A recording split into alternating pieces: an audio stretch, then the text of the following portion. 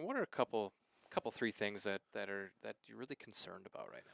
You know, I mean, uh, you know, we talked about this, right? Is duck hunters are pretty optimistic folks, or we wouldn't get up at 4 o'clock in the morning and go stay in the mud and the cattails, right? But I'm really hopeful that we're going to finally have a breakthrough on this MBHI.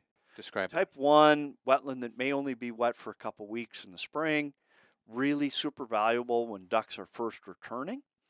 They typically dry out before some of the ducks even arrive, but really important for mallards and pintails. Type 2, temporary wetlands. Those wetlands typically persist a month or two in an average year. In a wet year, they could persist throughout the spring. Both of them are very important. Ephemerals more for resources for nesting females.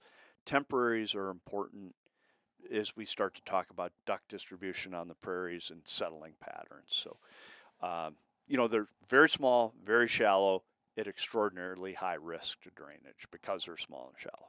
In the Senate, as an example, Republicans have a slight majority in the Senate, but you don't pass legislation like this without 60 votes. So it has to be bipartisan.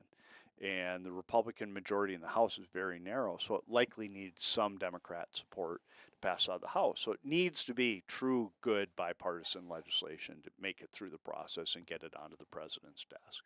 It's so simple, even a caveman can do it. Yeah, it was so easy. John Devney, a duck hunter, can do it. Yeah.